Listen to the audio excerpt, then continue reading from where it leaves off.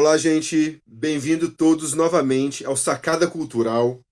Hoje, nesse episódio, um querido amigo, Fábio Picarelli, subprefeito de Paranapiacaba, da Vila de Paranapiacaba, esse lugar maravilhoso, esse patrimônio histórico, cultural que a gente tem, situado no município de Santo André. Então, hoje a gente vai falar um pouco com o Fábio sobre a vila, sobre patrimônio, preservação, fomento, desafios de gestão. Então, eu quero aqui chamar o Fábio para bater esse papo com a gente. Fábio, muito bem-vindo e muito obrigado pelo aceite do convite. Rafael, muito obrigado a você. É uma honra enorme estar aqui com você hoje no Sacada Cultural. Estamos lá na Vila de Paranapiacaba já há quase 8 anos e vocês sempre se demonstraram parceiros de primeira hora, né? E para a gente é uma alegria grande poder participar aqui do programa e contribuir para a gente passar informação, cultura, lazer, um pouquinho do que está acontecendo lá na vila e os nossos projetos futuros. Muito legal estar aqui com você. Eu que agradeço, né? E a minha admiração é incrível por você, assim, nossa amizade. Para mim é uma honra, né? Tá? Sempre que a gente pode aí tá dividindo trabalhos na vila. Mas, Fábio, a vila, ela tá numa crescente. Paranapiacaba hoje, ela já é uma referência turística, uma referência patrimonial. Mas assim, embora tudo isso, ela ainda está no seu despertar enquanto o encontro ao público, né? Fala um pouco para a gente da vila, o que é a Vila de Paranapiacaba, situa ela geograficamente melhor do que eu disse, mas assim, um esboço do que vem ser a Vila de Paranapiacaba. Tá bom, Rafa. A admiração é recíproca, viu? Só para completar aqui. A gente, você, a Tati, Danilo, todos vocês. Bom, vamos lá. Obrigado. A Vila de Paranapiacaba está situada no alto da Serra do Mar, né, entre o Planalto e o Porto de Santos, né? E a vila se destacou justamente pela história, historicamente falando, por ter sido o palco de todo o desenvolvimento do Estado de São Paulo. O Estado de São Paulo é o que hoje, do ponto de vista econômico, né? São Paulo tem essa pujança econômica e se diferencia dos outros estados muito por conta do que aconteceu, né, no século XIX, que é a chegada da ferrovia. Ferrovia que teve como objetivo levar o café do interior do estado de São Paulo até o Valongo ao Porto de Santos, para que do Porto de Santos pudesse chegar ao resto do mundo. Então, o mundo estava vivenciando um boom do café, né? E foi Paranapiacaba, com a parceria com os ingleses, Barão de Mauá, né? Que fez a grande. Que teve a grande sacada, né? A grande ideia de chamar os ingleses para uma parceria e que eles que dominavam, né, a construção de ferrovias e as máquinas a vapor naquela época. E Paranapiacaba foi o epicentro, foi o palco de tudo isso. Então, foi dali que se construiu a ferrovia e foi lá que a São Paulo Highway teve a sua base. Né? Então, na vida ferrovia, tivemos lá em Paranapiacaba cerca de 5 mil trabalhadores, né, que moravam em casas que era da própria ferrovia, né, e que abasteciam todo esse sistema de descida e subida da serra que era chamado funicular, sistema funicular, um sistema a cabo. Pois bem, toda essa estrutura que foi formada lá no século XIX, lá por volta de 1857, foi um absoluto sucesso. Os ingleses estiveram lá por 90 anos, né, que foi o tempo da durada da concessão da época do Império.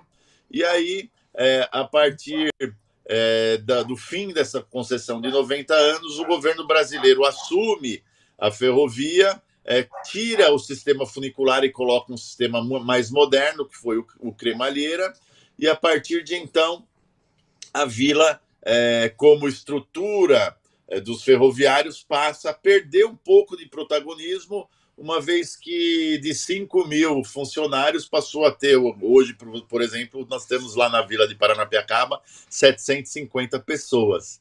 Então, o novo sistema não demandava tanta mão de obra, e aí a gente costuma dizer que nesse período, de uma certa forma, as ferrovias entraram numa fase de declínio. E aí a Vila de Paranapiacaba passa por um período de abandono. Né? Abandono esse que durou mais de 30 anos. Tá?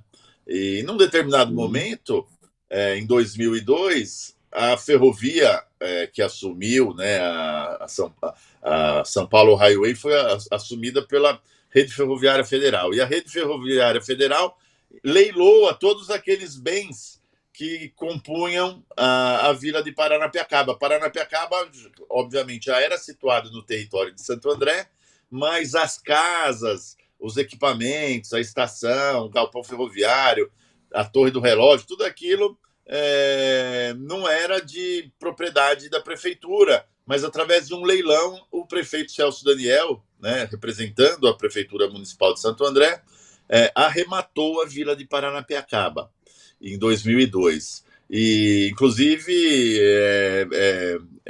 um fato documentado, o último ato administrativo dele de relevância foi a compra da própria vila em 18 de janeiro de 2002. Depois, no mesmo dia, ele teve a infelicidade de ter sido sequestrado e morto, e aí a história todos nós já sabemos.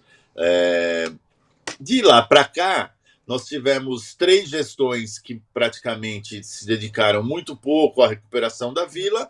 Em 2017, começa uma gestão Paulo Serra, que deu um olhar diferenciado para a vila e absorveu a missão de recuperar, de lapidar essa pedra bruta que a gente chamava, que era a vila de Paranapiacaba. Né? A gente costumava dizer aqui em Santo André que Paranapiacaba era uma pedra bruta a ser lapidada. E aí essa lapidação Sim. começou em 17, os obstáculos foram muitos, existia já um convênio com o Pacto Cidades Históricas, mas o prefeito não conseguia dar andamento nesse PAC.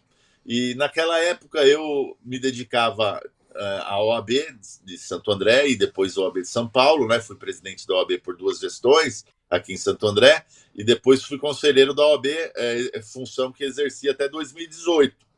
Em 2018, o prefeito Paulo Serra me chama para assumir a Secretaria do Meio Ambiente, que à época administrava a vila. Hoje a estrutura é outra, né? Hoje nós temos uma subprefeitura que administra a vila. E aí o trabalho começa já com o intuito da gente destravar esse PAC. Aí eu formei, aceitando o convite do prefeito Paulo Serra, e nunca tendo exercido nenhum cargo no poder público, né? Eu sempre fui da iniciativa privada, do ramo de advocacia. Assumimos esse desafio, montamos uma equipe de arquitetos, engenheiros, técnicos, para destravar esse PAC Cidades Históricas, que na época se pensava que o problema era jurídico, mas eu descobri, depois de um rápido mapeamento, que o problema era um problema técnico. Né? O IFAM mandava uma série de exigências para Santo André e Santo André não dava conta de cumprir essa série de exigências, e nem perante os conselhos de patrimônio, etc. Então a gente formou um time e esse time começa a trabalhar então a partir de 18 e a partir de então nós tivemos lá várias entregas. Praticamente todos os grandes edifícios da vila eles foram já restaurados, né? Então se a gente pegar Torre do Relógio, cabine de sinais, cabine de comando, almoxorifado, galpão de oficinas, estação, onde era a garagem das locomotivas, hoje é uma estação onde chega lá o trem expresso turístico. Restauramos a biblioteca, o campo de futebol, né, que é o primeiro campo de futebol com medidas oficiais do Brasil. Vai falar um Né? pouco Aí, sobre isso. e tem toda a história aí de Charles Miller, um negócio bem legal, né, que colocou bem em voga lá as questões da vila. E tivemos também lá o restauro do Cine Lira, que é o primeiro cinema do estado de São Paulo.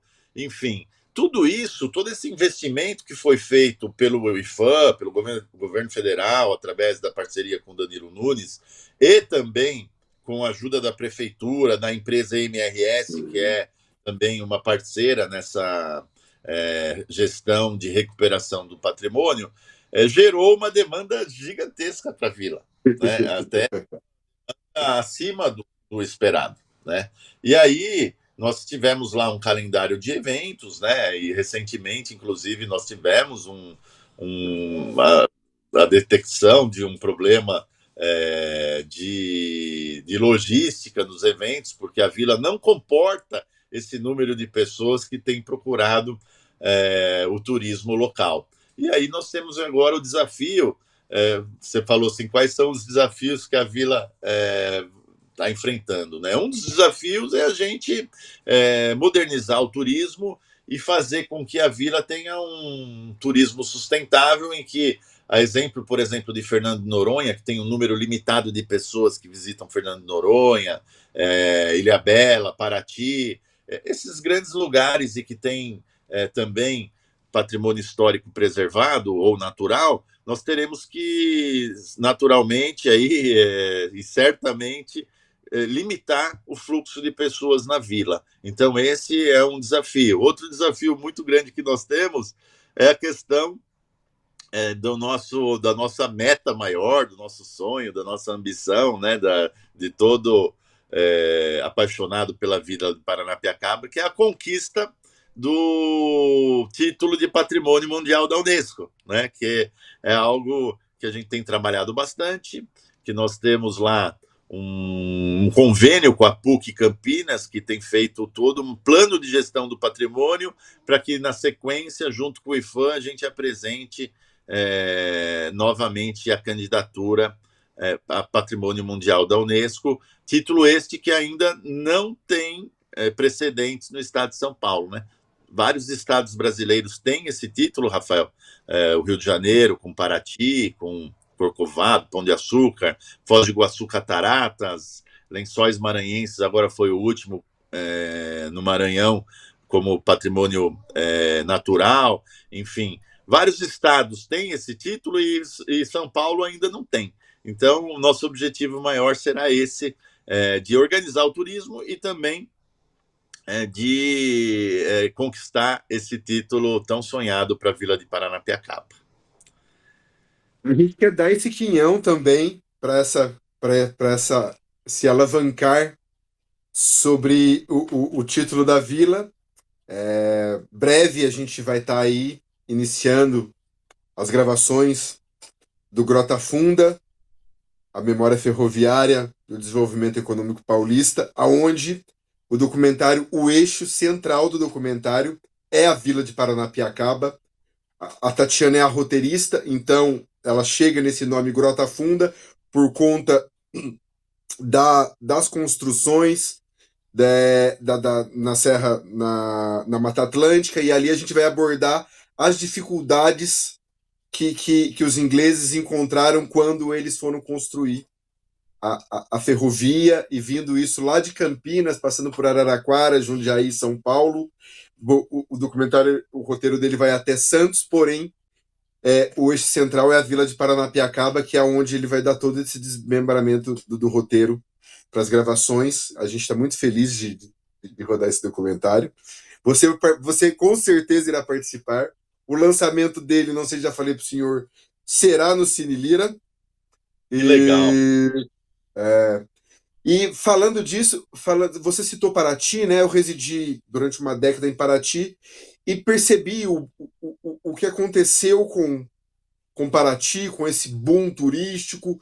E, enfim, na minha opinião, a cidade ela foi para um lugar turístico que é difícil ter uma volta, né? Assim, por causa do turismo predatório.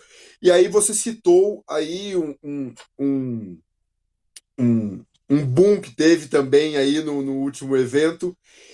E aí eu estava conversando com o Danilo e você falou uma coisa muito, muito interessante, que é essa restrição de, de, de turistas, de números de turistas para a entrada na vila. E como que isso, vocês já estão pensando num formato, a partir, né? Porque a gente vai aprendendo também com os erros, assim, e, enfim, com o crescimento também, com o crescimento turístico da vila, que vocês também estão encontrando as impossibilidades, né? Assim, o que vocês vêm pensando? Eu com o Danilo, a gente conversando, a gente até citou Fernando de Noronha, e vocês também citou Fernando de Noronha nessa limitação.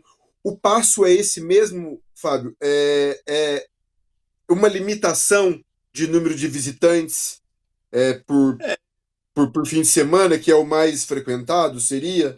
Rafael, eu dizia que nós teremos lá, fora tudo isso que a gente falou, mais obras, né? Então, teremos o restauro da passarela, teremos um viaduto que vai transpor a passagem em nível lá em Campo Grande, teremos o restauro do pátio ferroviário e, muito possivelmente, teremos também a pavimentação da estradinha de terra que chega pela parte baixa da vila. Tudo isso para facilitar o acesso do turismo à Vila de Paranapiacaba. No entanto, todas essas obras, naturalmente, vão ocasionar o aumento do fluxo e o aumento da procura, porque isso vai facilitar o turista chegar na vila.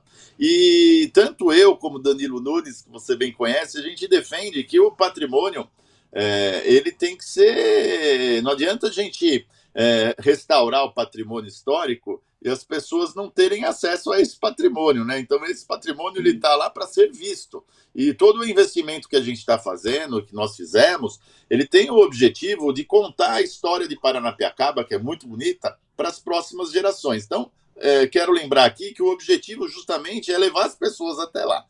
Só que, diante desse aumento crescente do número de turistas e diante das limitações, a gente tem que lembrar que a parte urbana ali de Paranapiacaba tem 1 km², né? Então é uma área pequena, né? O nosso circuito turístico. Então nós vamos ter que fazer um planejamento e talvez fazer essa limitação, principalmente, veja, nos eventos, né? Porque fora dos eventos, nós não tivemos lá um grande problema de fluxo de turistas, né? E aí, mas nos eventos e nas datas mais significativas para a vila, a gente pretende fazer um estudo para que esse acesso tenha uma certa limitação. É óbvio que com passarela nova, com estrada nova, nós teremos muito mais conforto para o turista que chega lá e mais segurança para esse turista que chega ali na vila e que quer conhecer esse lugar tão especial e tão bonito, né? Mas a limitação, acho que nós não vamos conseguir escapar diante do alto número de interessados ao conhecimento da vila. Isso já acontece, por exemplo, no Parque Nascentes de Paranapiacaba, né, que é uma unidade de conservação, né, onde a gente faz as trilhas lá, que todo mundo conhece, já é um turismo consagrado da vila, né, e que tem um número limitado por dia de visitação. E vai acontecer, muito provavelmente, na vila. E a gente pretende fazer isso de uma forma profissional, né, com eventual inscrição por QR Code, com horário de chegada das pessoas, né, exemplo do que acontece nos grandes parques, nos grandes sítios turísticos, né, com um escalonamento da chegada do número de pessoas. Então, separar de meia em meia hora, e aí dessa meia em meia hora as pessoas vão chegando e saindo da vila. Então, tudo isso vai ter que ser objeto desse nosso planejamento, tendo em vista a busca desse nosso título de patrimônio mundial. A Unesco não coloca o nome onde ela não tem a segurança de que algo de fato bem organizado vai acontecer. E aí, certamente, esses ajustes que são absolutamente possíveis, a gente vai ter que fazer ao longo do tempo. E o quanto antes a gente fizer, melhor. Nós teremos agora o Festival de Inverno, aí, que é um evento tradicional da cidade. E nesse Festival de Inverno, nós já teremos que fazer algo pensado sobre isso, né? Já uma logística diferenciada. Já fizemos o ano passado, né? E agora nós vamos ter que colocar à prova todo esse sistema no Festival de Inverno que se aproxima aí, que será no último final de semana de julho e o 1º de agosto, né? Mas certamente Santo André vai saber superar esse desafio com a ajuda do nosso prefeito Gilvan, né, e com toda a nossa equipe da subprefeitura. Certamente a gente vai assumir esse desafio como algo muito positivo para a Vila de Paranapiacaba, para que doravante a gente não passe por situações que passamos aí no último final de semana. E a Vila tem, né? A Vila tem muito a agradecer. Eu, né, de espectador próximo, muito agradecer a gestão sua e do Gilvan, né? Assim, existe uma vila antes, como você falou, 2017, o Gilvan depois vem, você já está há 8 anos, porque antes a vila, ela quase não era conhecida, né? Eu fui saber de Paranapiacaba ali na pandemia, pós-pandemia ali, assim. Eu nunca tinha ouvido falar de Paranapiacaba. Entendi. Rafa, nós aqui de Santo André, você tem uma ideia, né? Nós temos 780 mil habitantes em Santo André. São 750 habitantes na vila de Paranapiacaba. Nós temos gente que mora em Santo André e não conhece a vila de Paranapiacaba e não tem ideia ainda de que Paranapiacaba faz parte do Isso. nosso território e da nossa história. Aham, aham. Então, havia essa dificuldade que cada vez mais tem agora ganhado força na sua divulgação, né? As próprias redes sociais ajudaram muito. Uhum. Você falou da É, pandemia, como lá era um espaço aberto, as pessoas procuravam até como uma forma de ir para um lugar mais seguro, por conta uhum. do Covid. E nós ganhamos um público muito interessante naquela época, que foram os ciclistas, o pessoal da caminhada. Uhum. Nós temos lá, Rafael, várias tribos que frequentam a vila, né? Nós temos a Uhum. tribo dos trilheiros, né? Pessoal que gosta de trilha aos finais de semana. Nós temos a tribo do pessoal do cinema, né? Que tem o primeiro cinema do estado de São Paulo, representado lá pelo Cine Lira. Nós temos o pessoal da fotografia, tem um festival de fotografia já há 8 anos, desde que a gente entrou, tem um festival de fotografia anualmente sendo organizado lá na vila. Temos também o pessoal de ferromodelismo, o pessoal da ferrovia histórica, né, que também é bem legal. Tem o pessoal da área mística, as bruxas, os magos, o pessoal do Halloween, né? E agora a gente está dando um foco para um público diferenciado, que são os amantes do futebol, né? Que é o que Esse eu vai ser queria um falar com você, que era o que eu queria falar com você, que essa informação, a gente está, né, prestes a começar a Copa do Mundo, mas essa informação, ela é, assim, de necessidade do país inteiro saber. Quando eu e a Tati ficamos sabendo, a gente ficou de boca aberta. Então, fala pra gente um pouco do tamanho que é a importância de Paranapiacaba no cenário do futebol. Eu vou só falar isso e o resto você fala porque essa história para mim é magnífica. legal, Rafael. A história é muito interessante, né? No país do futebol, que hoje nós somos considerados o país do futebol, tudo teve um início, né? E é sabido já por todo mundo que o pai do futebol brasileiro é considerado na pessoa de Charles Miller, né? Então, o pai do futebol do Brasil foi um brasileiro chamado Charles Miller, que era filho de um escocês com uma brasileira. E esse escocês era funcionário da São Paulo Highway e morava em São Paulo, né? E era funcionário da ferrovia. Esse funcionário da ferrovia escocês teve um filho chamado Charles Miller, que aos 10 anos de idade é mandado para a Inglaterra para que ele completasse seus estudos. Então, Charles Miller é mandado para a Inglaterra aos 10 anos de idade e fica lá até os 20 anos de idade. Aos 20 anos de idade, ele retorna em 1894 ao Brasil e lá ele volta já como jogador profissional de futebol e juiz. E tinha sido artilheiro do campeonato inglês de futebol, ok? País onde surgiu esse esporte e onde foram criadas todas as regras.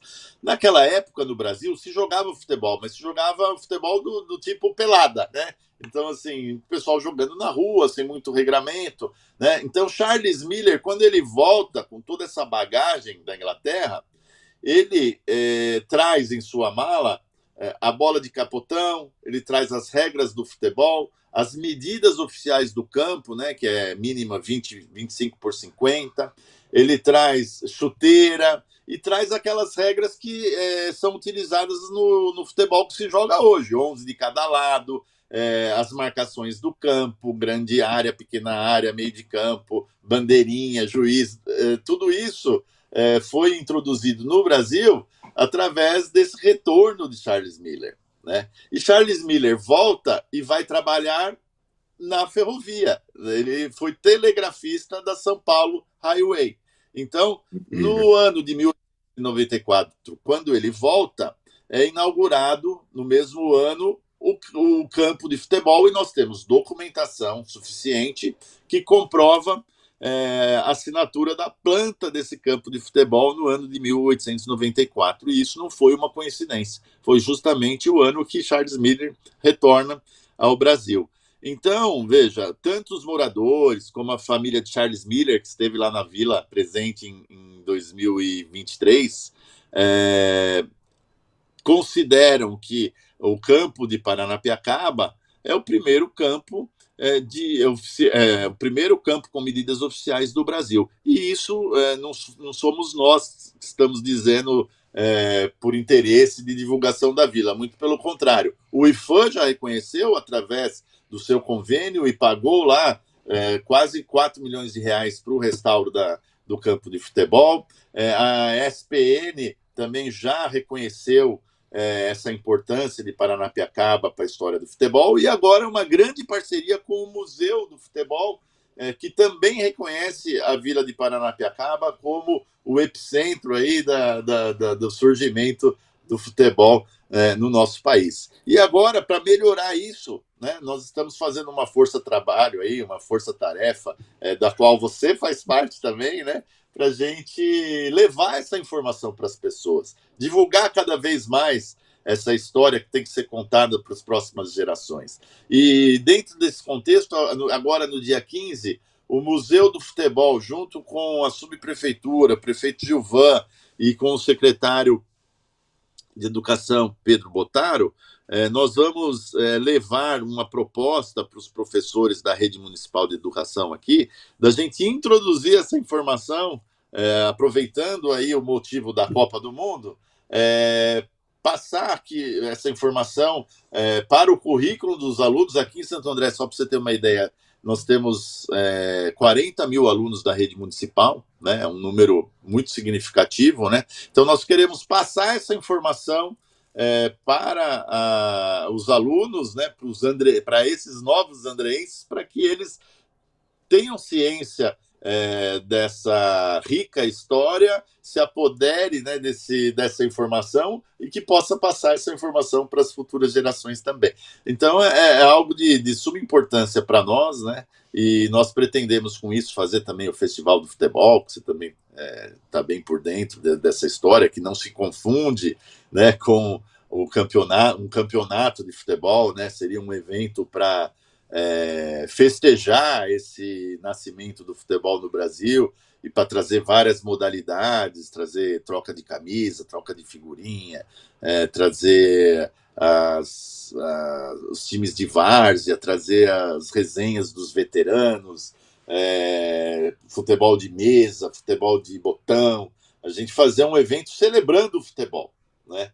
E claro, teremos também jogos Sim. emblemáticos campo, né, que foi restaurado e a gente precisa usar. Mas o objetivo aí é a gente passar essa informação e reforçar essa questão do protagonismo da Vila de Paranapiacaba no futebol brasileiro. Esse é o objetivo e isso nos deixa muito entusiasmados também, nossa equipe toda, para que esse novo projeto frutifique, esse novo público que deve frequentar a Vila de Paranapiacaba, que são os amantes do futebol, de todo mundo, né? Não só do Brasil. A gente pretende espalhar essa informação pelo mundo. O lugar onde nasceu o futebol no país do futebol. E a gente está trabalhando aqui, né?